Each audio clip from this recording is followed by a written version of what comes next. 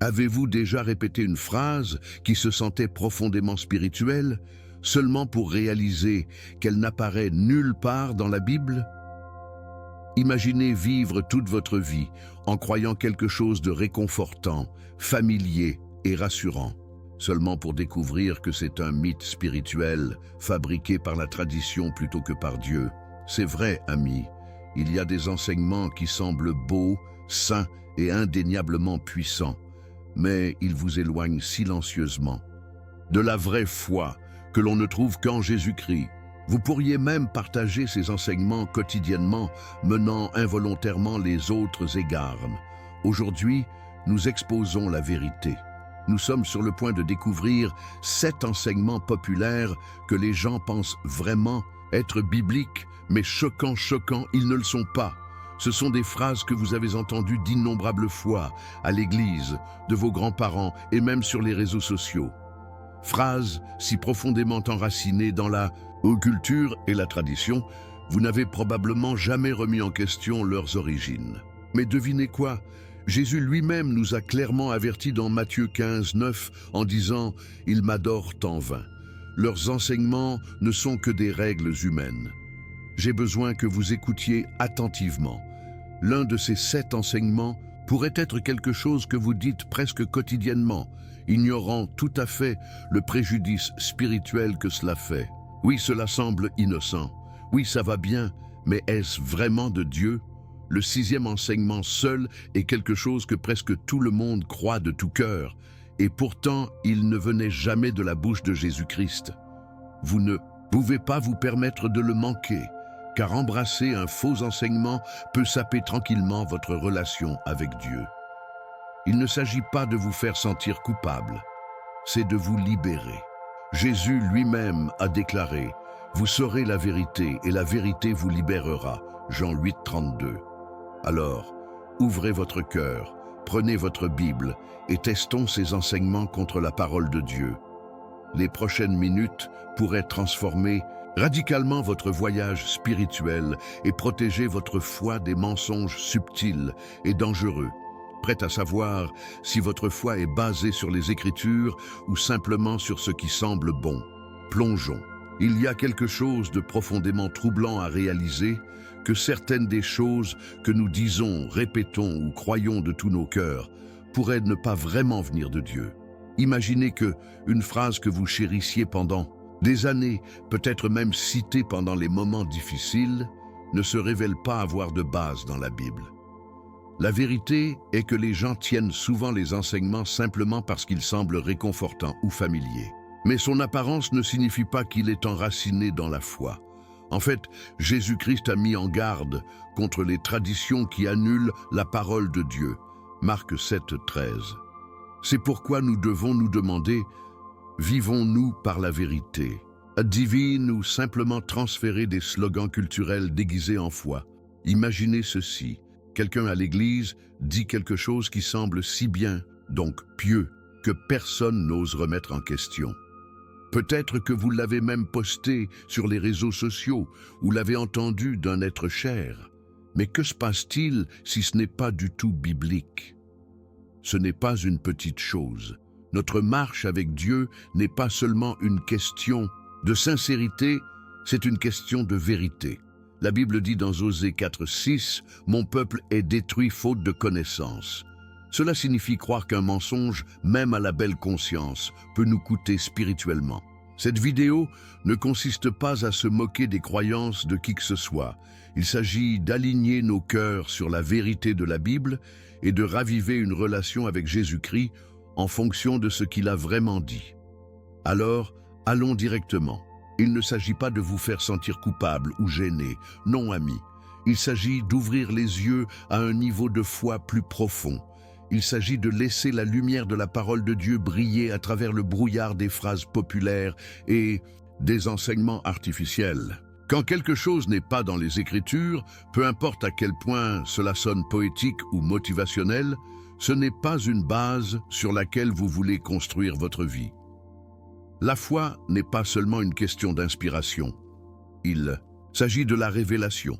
Et la vraie révélation ne vient que de la Bible, et non des citations Instagram ou des oui-dire transmis dans le hall de l'église. Pensez au nombre de choses que nous disons sans réfléchir. Vous avez peut-être dit vous-même une de ces phrases aujourd'hui. Peut-être que quelqu'un que vous aimez les jure. C'est pourquoi vous devez rester avec moi jusqu'à la fin. Je vous le promets, certains de ces enseignements vous surprendront. Surtout le numéro 6. Ouais, celui-là. C'est quelque chose que la plupart des gens répètent en pleine conviction, pensant que c'est biblique, alors qu'en fait, il n'est nulle part dans la parole de Dieu. Et c'est exactement pourquoi cette conversation est si importante. Vous ne voulez pas vivre par une phrase qui n'est pas soutenue par le Dieu qui vous a créé. Maintenant, voici ce que je veux que vous fassiez. Prenez une profonde inspiration et ouvrez votre cœur. Ce n'est pas seulement une liste de mauvaises choses. Il s'agit d'un nettoyage spirituel, un moment pour réfléchir et réaligner. Je ne suis pas ici pour faire honte, mais pour faire la lumière, car nous avons tous besoin de cette clarté. Jésus-Christ a dit dans Jean 8, 32, « Vous saurez la vérité, et la vérité vous rendra libre. » Si vous voulez que votre foi se renforce, votre vision spirituelle devient plus claire, et votre lien avec Dieu pour approfondir. Alors écoutez attentivement, parce que nous sommes sur le point de découvrir 7 enseignements qui semblent sains, mais ne sont pas bibliques. Commençons.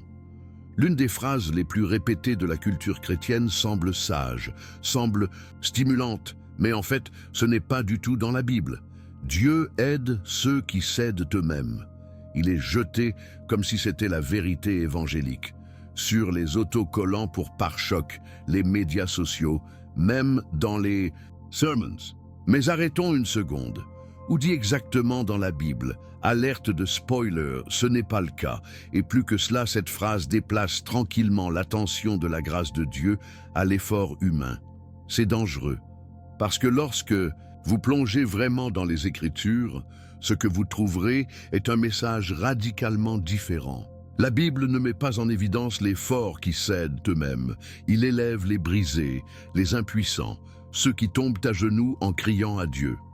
Allons directement au psaume 121, 2. « Mon aide vient du Seigneur, le fabricant du ciel et de la terre. » Cela ne dit pas « Mon aide vient de mon bousculade ». Cela ne dit pas « Mon aide vient de mes plans ».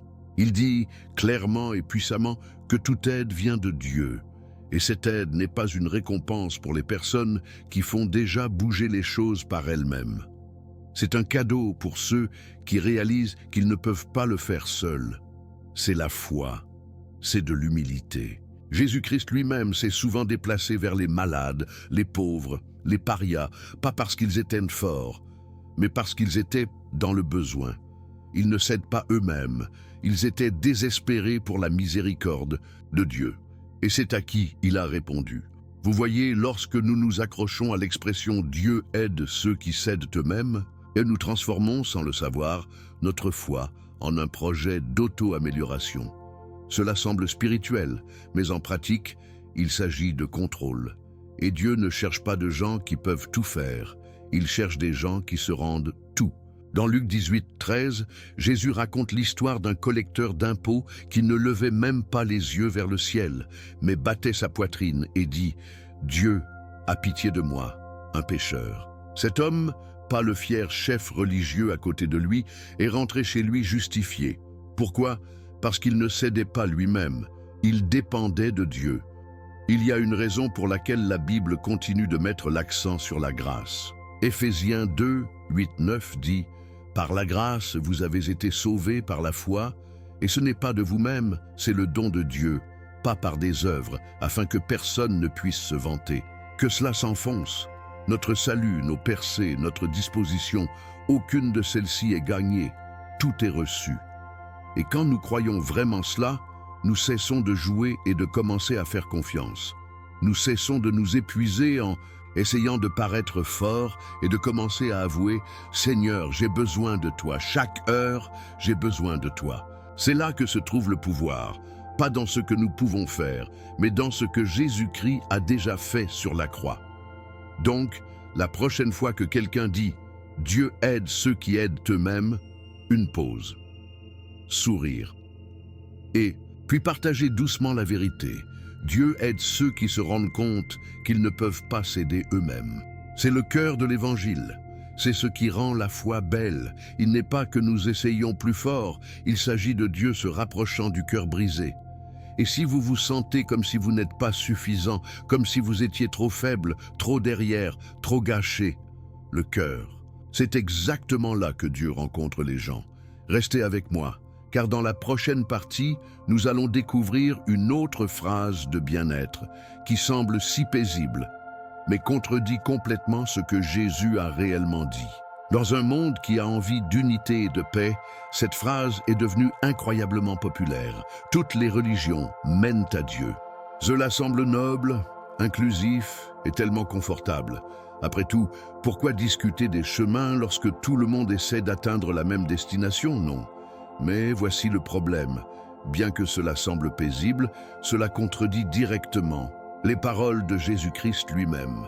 Et si vous croyez vraiment en la Bible, vous ne pouvez pas ignorer ce qu'il a dit dans Jean 14, 6. « Je suis le chemin, la vérité et la vie. Personne ne vient au Père sauf à travers moi. » Pas l'un des moyens, pas une bonne option parmi beaucoup. Le chemin. Période. Maintenant, il ne s'agit pas d'attaquer d'autres religions. Il s'agit de clarté. Vous ne pouvez pas tenir la Bible dans une main et un état d'esprit « choisissez votre chemin ». Dans l'autre, cela ne fonctionne tout simplement pas. Si toutes les religions mènent à Dieu, alors la croix devient dénuée de sens. Jésus n'a pas souffert, saigné et ne mourant que pour être une option spirituelle parmi beaucoup. Il est mort parce que le péché séparait l'humanité de Dieu, et il était et est toujours le seul pont. Acte 4.12 le confirme. Il n'y a aucun autre nom sous le ciel donné à l'humanité par laquelle nous devons être sauvés. Ce n'est pas une exclusivité basée sur l'arrogance, c'est la vérité fondée sur l'amour divin. Soyons réels. Dire que toutes les religions mènent à Dieu, c'est un peu comme dire que tous les numéros de téléphone appellent la même personne. Cela n'a tout simplement pas de sens. Chaque religion présente une vision radicalement différente de qui est Dieu, de ce qu'il attend et du fonctionnement du salut. Dans le christianisme, le salut est un don de grâce par la foi en Jésus-Christ. Dans d'autres, il peut être gagné par les œuvres, le karma, les rituels ou l'illumination. Alors, comment peuvent-ils tous conduire au même Dieu s'ils le décrivent si différemment? La logique à elle seule nous dit que cela ne peut pas être vrai. Mais ce n'est pas seulement la logique, c'est les Écritures qui rendent ce cristal clair. Pourtant, ce message met les gens mal à l'aise. Pourquoi? Parce que cela semble critique. Mais la vérité n'est pas définie par les sentiments. Elle est révélée par Dieu. Et si nous aimons les gens, nous n'affirmons pas ce qui est faux pour les faire se sentir en sécurité. Nous partageons la vérité, même quand c'est difficile. Jésus lui-même savait que ce serait controversé. C'est pourquoi il a averti dans Matthieu 7, 13, 14 sur la porte étroite qui mène à la vie et au large chemin qui mène à la destruction. La porte étroite n'est pas exclusive car elle est moyenne. Elle est exclusive parce qu'elle est spécifique et Jésus est cette porte. La foi que nous suivons doit être basée sur sa parole, pas seulement de bonnes vibrations ou une tolérance moderne. Donc, si vous avez déjà lutté avec cette idée, vous n'êtes pas seul. Le désir de paix et d'acceptation est réel, mais il ne devrait pas se faire au prix de la vérité. L'amour de Dieu est disponible pour tous, mais l'accès au Père n'est qu'à travers le Fils. Ce n'est pas une exclusion, c'est l'invitation. Une porte ouverte avec une clé, faire en Jésus-Christ. Et à mesure que nous avançons, abordons une autre phrase que vous avez probablement entendue dans d'innombrables discours de motivation et bobines Instagram. Il s'agit de faire confiance à vos sentiments, mais la Bible a une prise complètement différente. Suivez votre cœur. Cela ressemble à quelque chose d'un film Disney, non? C'est le genre de conseil que vous entendez partout. Des livres d'auto-assistance, aux discours de graduation, aux chansons à la radio. Cela semble stimulant, émotionnel, même un peu magique. Mais voici le hic. La Bible ne nous dit jamais de suivre nos cœurs. En fait, Cela nous avertit de ne pas faire exactement cela. Jérémie 17, 9 le dit franchement. Le cœur est trompeur, et par-dessus toute chose est désespérément méchant. Qui peut le comprendre? Ce n'est pas seulement un avertissement poétique, c'est Dieu qui dit que votre cœur, laissé à lui-même, vous mènera directement au danger spirituel. Maintenant, cela peut sembler dur au début, mais pensez-y, combien de mauvaises décisions ont commencé avec quelqu'un suivant leur cœur? Des relations toxiques aux habitudes destructrices. Nos émotions peuvent nous inciter à penser que quelque chose est juste parce que ça va bien. Mais la foi ne concerne pas les sentiments. C'est une question de vérité. Jésus-Christ n'a jamais dit « Faites ce qui fait du bien ». Il a dit « Si vous m'aimez, gardez mes commandements ». Jean 14, 15. Cela signifie que nos vies ne devraient pas être menées par ce que nous ressentons, mais par ce que Dieu dit. Et où trouvons-nous cela? Dans la Bible. C'est la boussole, et pas nos émotions en constante évolution. Soyons honnêtes, nos cœurs peuvent être partout. Une minute, nous le voulons. Le prochain, nous voulons quelque chose de totalement différent. Nous sommes influencés par les sautes d'humeur, les hormones, les souvenirs, les peurs, les fantasmes. Mais Dieu, il est stable, éternel, inchangé. Proverbe 3, 5, 6 dit: faites confiance au Seigneur de tout votre cœur et ne vous appuyez pas sur votre propre compréhension. De toutes vos manières, reconnaissez-le et il rendra vos chemins droits. C'est la clé. Ne suivez pas votre cœur, soumettez-le, que Dieu le guide, parce que lui seul sait ce qui mène vraiment à la paix, au but et au salut. Il y a aussi un piège spirituel caché dans cette idée de suivre votre cœur. Cela nous apprend que la vérité est personnelle, que ce qui est vrai pour moi pourrait ne pas être vrai pour vous. Mais encore une fois, ce n'est pas biblique. Jésus a dit dans Jean 17, 17, « Votre parole est la vérité, pas vos sentiments, pas vos rêves, pas même votre intuition. Seule la parole de Dieu peut faire confiance à 100% du temps. » Cela ne signifie pas que nous ignorons nos émotions. Cela signifie que nous les testons. Nous les tenons aux Écritures et demandons: est-ce de Dieu ou est-ce juste, ma chère? C'est la maturité spirituelle, c'est marcher par la foi. Donc la prochaine fois que vous entendez quelqu'un dire « suivez votre cœur », une pause. Demandez-vous: mon cœur est-il remis à Dieu? Est-ce que je laisse le Saint-Esprit me conduire? Ou est-ce que je poursuis mes propres désirs et que je l'appelle divin? Parce qu'il y a une énorme différence. Le monde dit « suivez votre cœur ». Mais Jésus dit « niez-toi, prenez ta croix et suivez-moi ». Luc 9, 23. Et cela, mon ami, fait toute la différence. « À venir » est une autre phrase qui peut sembler réconfortante, surtout lorsque quelqu'un de deuil, mais la Bible peint une image très différente. Parlons des anges. Et ce qui se passe vraiment après la mort, c'est l'une des choses les plus bien intentionnées que les gens disent en période de chagrin. Le ciel a gagné un autre ange. Il est censé apporter du réconfort, apaiser la douleur de la perte, en imaginant notre bien-aimé qui veille sur nous avec des ailes et un halo. Mais aussi doux et poétique que cela puisse paraître, ce n'est tout simplement pas biblique. La Bible ne dit jamais que lorsqu'une personne décède, elle devient un ange. Pas une fois. En fait, les anges et les humains sont des créations entièrement différentes, chacune avec ses propres rôles et conceptions. Hébreux 1, 14 appelle les anges les esprits ministres envoyés pour servir ceux qui hériteront du salut. Cela signifie que les anges ont été créés pour une fonction céleste spécifique, et cette fonction n'est pas la destination de la vie après la mort des âmes humaines. La vérité est que nous n'avons pas besoin de devenir des anges pour avoir un but après la mort.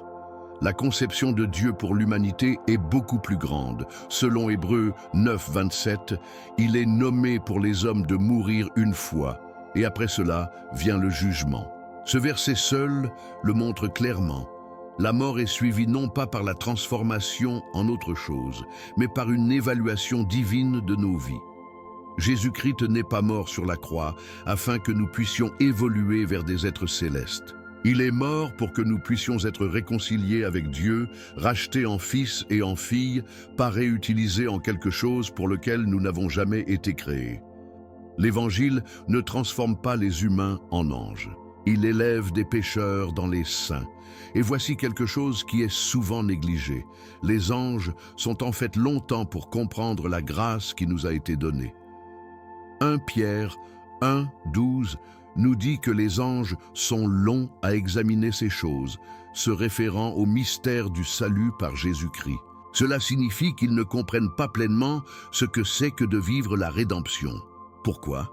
Parce qu'ils n'étaient pas faits à l'image de Dieu. Nous l'étions. Genèse 1, 27 le rend clair.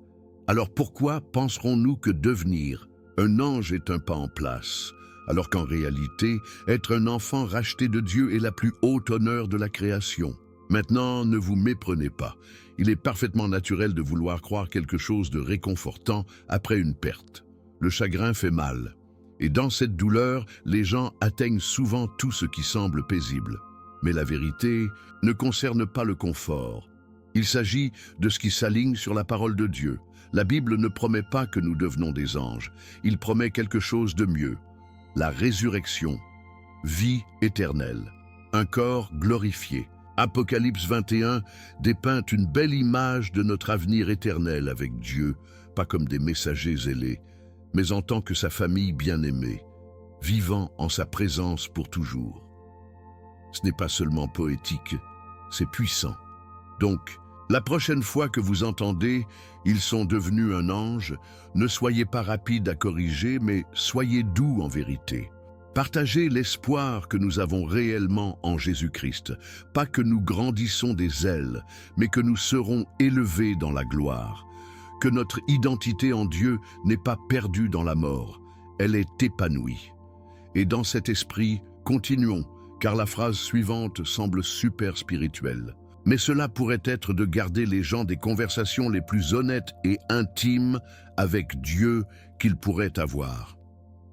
Voici une phrase qui semble respectueuse, même sainte. Ne remettez pas en question Dieu. Il est souvent utilisé dans des moments de douleur ou de confusion, peut-être après une tragédie, un diagnostic ou une prière sans réponse. Et bien qu'il puisse provenir d'un lieu de respect, il peut en fait créer une distance dangereuse entre nous et Dieu. La vérité est que la Bible est pleine de gens qui ont remis en question Dieu, pas parce qu'ils manquèrent de foi, mais parce qu'ils le cherchaient avec tout ce qu'ils avaient. Pensez au travail en déversant son chagrin et sa confusion. Pensez à David dans les psaumes en pleurant. « Combien de temps, Seigneur » Psaume 13, 1. Même Jésus, accroché à la croix, a demandé « Mon Dieu, pourquoi m'as-tu abandonné » Matthieu 27, 46. Interroger Dieu n'est pas une rébellion, c'est la relation. Passons aux choses directement. La foi ne fait pas semblant d'avoir toutes les réponses. La foi fait confiance à Dieu même lorsque vous n'en avez pas. Et poser des questions ne signifie pas que vous doutez du caractère de Dieu. Cela signifie souvent que vous vous penchez, recherchez la compréhension, le désir de proximité.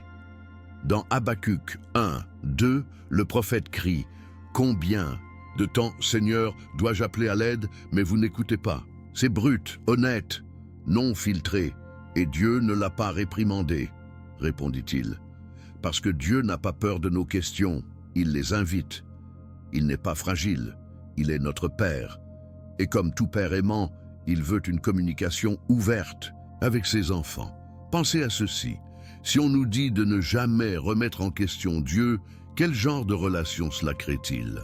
Une basée sur la peur, le silence et la distance. Mais Dieu nous appelle à nous approcher. Jacques 4, 8 dit « Approchez-vous de Dieu et il s'approchera de vous ». Cette proximité comprend vos doutes, vos frustrations, votre confusion. Il peut le gérer. L'ennemi veut que vous croyiez que le silence est la révérence. Mais le silence peut également être une prison. Jésus n'est pas mort, donc nous aurions trop peur de parler. Il est mort pour que le voile soit déchiré et nous pourrions hardiment entrer sur le trône de la grâce. Hébreux 4, 16. Maintenant, cela signifie-t-il que nous pouvons aborder Dieu avec l'arrogance? Bien sûr que non. Il y a une différence entre remettre en question la volonté de Dieu et remettre en question la valeur de Dieu. Nous devons toujours venir à lui avec humilité, mais l'humilité ne signifie pas le silence. Cela signifie l'honnêteté. Cela signifie dire « Seigneur, je ne comprends pas cela, mais je te fais toujours confiance. » Et ce genre de foi, c'est puissant. C'est le genre de foi qui pousse des racines profondes, le genre qui survit aux tempêtes. Parce qu'il n'est pas construit sur des clichés peu profonds. Il est construit sur une véritable connexion avec le Dieu vivant. Donc, si vous avez déjà eu peur de demander à Dieu « Pourquoi ?», que cela soit votre permission, vous pouvez demander. Il écoute et il ne vous repoussera pas. En fait, votre croissance la plus profonde pourrait passer par vos questions les plus difficiles, tout comme Job, David, Habakkuk et même Jésus. Apportez tout cela, il peut le prendre. Et en parlant de clichés spirituels, la prochaine phrase que nous sommes sur le point de nous attaquer est celle qui semble si religieuse. Elle est pratiquement gravée dans la culture de l'Église. Mais est-ce vraiment dans la Bible? Découvrez-le. La propreté est à côté de la piété. C'est l'une de ces phrases qui semble biblique. Cela ressemble à quelque chose que votre grand-mère dirait en vous donnant une vadrouille, ou ce que quelqu'un pourrait citer pour justifier la discipline spirituelle par ordre externe. Et bien sûr, la propreté est bonne. Elle reflète la discipline, le respect et même la responsabilité. Mais voici la vérité. Cette phrase ne se trouve nulle part dans la Bible. Pas dans les proverbes, pas dans les évangiles, pas dans les enseignements de Jésus-Christ. Ce que la Bible souligne n'est pas la propreté extérieure, c'est la condition du cœur. Dans Matthieu 23, 26, Jésus dit « Nettoyez l'intérieur de la tasse et du plat, puis l'extérieur sera également propre. » C'est l'accent, ce qui est à l'intérieur. Le danger de cette phrase réside dans la façon dont il déforme subtilement le concept de sainteté. Cela implique que la piété est liée à la façon dont nous sommes soignés, organisés ou physiques. Mais Dieu n'a jamais assimilé la pureté morale à l'hygiène. En fait, Jésus a souvent défié ceux qui avaient l'air propres à l'extérieur, mais étaient corrompus à l'intérieur. Les pharisiens étaient des maîtres de l'apparence, des tombes blanches, comme Jésus les décrivait, Matthieu 23, 27, mais à l'intérieur, ils étaient pleins de fierté et d'hypocrisie. La vraie piété ne commence pas par du savon et de l'eau. Cela commence par le repentir, la reddition et un cœur transformé par la foi en la parole de Dieu. Cela dit, la Bible parle de la propreté dans certains contextes, en particulier dans l'Ancien Testament, où les lois cérémonielles avaient des exigences spécifiques. Mais ce sont des ombres pointant quelque chose de plus profond, la pureté spirituelle à travers Jésus-Christ. Quand il est venu, il a rempli ses lois et a déplacé l'attention du rituel à la relation. Dans Marc 7,15, Jésus a dit « Rien, en dehors d'une personne, ne peut les soumettre en y entrant ». C'est un enseignement radical, en particulier pour les personnes qui ont été élevées pour penser que la sainteté concernait le comportement externe. Alors oui, prenez une douche, nettoyez votre maison, organisez votre espace, mais ne confondez pas cela avec justice. Dieu n'est pas impressionné par les cuisines impeccables, il est ému par des cœurs propres. Le psaume 51:10 dit « Créez en moi un cœur pur, ô Dieu, et renouvelez un esprit constant en moi. » C'est ce qu'est la vraie piété, un cœur aligné sur la volonté de Dieu, une vie remise à l'esprit, et une âme nettoyée non pas par du savon, mais par le sang de Jésus. Lorsque nous nous concentrons sur la transformation intérieure, la vie extérieure suit naturellement, mais pas l'inverse. Donc, la prochaine fois que vous entendez quelqu'un dire « la propreté est à côté de la piété », vous saurez mieux. Ce n'est pas une commande de Dieu, c'est un dicton culturel, pas une vérité scripturale. Remplissons la mise au point vers ce qui compte vraiment, le cœur, parce que c'est là que commence la vraie sainteté. Et maintenant, plongeons-nous dans l'une des phrases les plus débattues du monde chrétien. C'est le genre d'enseignement qui déclenche des arguments, divise les églises et laisse beaucoup confus quant à leur salut. Parlons de l'idée controversée de « une fois sauvé, toujours sauvé ». Peu de déclarations provoquent autant de tensions théologiques dans les cercles chrétiens que « une fois sauvé, toujours sauvé ». Pour certains, c'est une assurance réconfortante. Pour d'autres, cela ressemble à une échappatoire dangereuse. Mais que dit vraiment la Bible? Quelqu'un peut-il recevoir le salut, puis vivre comme il le souhaite, sans conséquence? La vérité est que le message de Jésus-Christ est à la fois une promesse et un appel à la persévérance. Oui, le salut est un cadeau, donné librement par la grâce, par la foi. Mais cela ne signifie pas que c'est une licence pour pécher. Hébreux 10, 26 le dit clairement. Si nous continuons délibérément de pécher après que nous ayons reçu la connaissance de la vérité, aucun sacrifice pour les péchés n'est laissé. C'est un avertissement sérieux, que nous ne pouvons pas ignorer. Maintenant, ne vous méprenez pas, salvation n'est pas fragile. Ce n'est pas comme si Dieu attendait de l'arracher au moment où nous trébuchons. Nous péchons tous, nous échouons tous. Mais il y a une différence entre la chute et le saut. Entre les difficultés et la remise au péché. La Bible n'enseigne pas la perfection, elle enseigne le repentir. Une vie qui a été vraiment touchée par Jésus-Christ ne reste pas la même. Il porte ses fruits, il a faim de justice, il pleure sur le péché. Et quand un croyant s'éloigne, le Saint-Esprit condamne, les appelle et les ramène. C'est le voyage de la foi. Ce n'est pas statique, c'est vivant. Dans Jean 15, Jésus utilise l'image d'une vigne et des branches. Il dit « Reste en moi comme je reste aussi en toi. Si tu ne restes pas en moi, tu es comme une branche qui est jetée et withers. » Jean 15, 4, 6. Le mot-clé « rester ». Ce n'est pas passif, c'est persistant. La relation avec Dieu n'est pas un événement unique, c'est une promenade quotidienne, une poursuite à vie. Et oui, Dieu est fidèle, mais la Bible nous appelle également à rester fidèles, pour endurer, pour terminer la course. L'apôtre Paul, même vers la fin de sa vie, a déclaré dans 1 Corinthiens 9, 27 qu'il s'est discipliné pour qu'après avoir prêché aux autres, il ne serait pas disqualifié. C'est de l'humilité, c'est conscience, la beauté du salut, et qu'elle est offerte à tout le monde, indépendamment du passé ou du présent. Mais ce n'est pas bon marché. Cela a coûté à Jésus sa vie. Et quand nous acceptons ce cadeau, cela nous change. Il nous appelle à vivre dans l'obéissance, non par peur mais par amour. Philippiens 2, 12 dit « Élaborez votre salut avec peur et tremblement ». Cela ne signifie pas que nous le gagnons, cela signifie que nous l'honorons. Nous y marchons. Nous le protégeons de la réduction d'un slogan religieux. La foi n'est pas seulement un moment, c'est un mouvement. Cela commence par la croyance, mais il vit en action, abandonne et continuait à faire confiance à Dieu. Alors, une fois sauvé, toujours sauvé, est-il vrai? Pas dans la façon dont les gens l'utilisent avec désinvolture. Le salut est en sécurité en Jésus-Christ, mais il n'est pas déconnecté de notre façon de vivre. Ce n'est pas une police d'assurance spirituelle, c'est une alliance.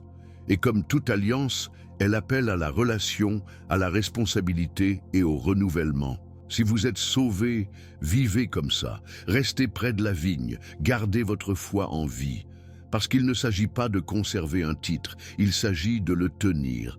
Et maintenant, alors que nous concluons cela, je veux vous laisser un défi qui changera la façon dont vous voyez toutes les croyances que vous avez jamais tenues. Donc après avoir entendu ces 7 enseignements, lequel vous a le plus surpris?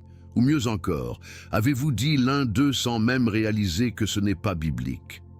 Ne vous inquiétez pas, vous n'êtes pas seul. C'est pourquoi Dieu nous donne sa parole. Ne pas nous condamner, mais pour nous corriger, nous guider et nous attirer plus profondément dans la vérité. La Bible n'est pas seulement un livre ancien, c'est la voix vivante de Dieu. Et maintenant, plus que jamais, nous devons tester tout ce que nous entendons contre cette norme, pas seulement avec ce qui sonne bien. Permettez-moi de vous demander, y a-t-il d'autres enseignements que vous avez entendus, ce sont spirituels, mais vous commencez à vous demander s'ils sont vraiment dans la Bible? Déposez-les dans les commentaires, je veux avoir de vos nouvelles. Ouvrez cet espace pour une véritable conversation et une croissance spirituelle. Peut-être que ce que vous partagez sera dans notre prochaine vidéo. De plus, si ce message a ouvert les yeux ou a contesté votre réflexion, ne le gardez pas pour vous. Partagez-le avec quelqu'un que vous aimez, car la vérité n'est pas censée être cachée. C'est censé libérer les gens. Et n'oubliez pas, ce bouton abonner et activez les notifications afin de ne jamais manquer un autre message qui pourrait transformer votre promenade avec Jésus-Christ. Chaque nouvelle vidéo que nous publions est conçue pour vous aider à grandir dans votre foi, à plonger plus profondément dans la Bible et à vous rapprocher du cœur de Dieu. Si vous voulez continuer à apprendre et être époustouflé par plus de vérités bibliques, cliquez sur la prochaine vidéo qui est sur le point de faire apparaître sur votre écran. Vous ne voulez pas le manquer. Il pourrait simplement répondre à une question que vous ne saviez même pas. C'est Marco, et je vous verrai dans le prochain. Restez enracinés dans la foi, restez ancrés dans le mot, et surtout, restez près de Dieu.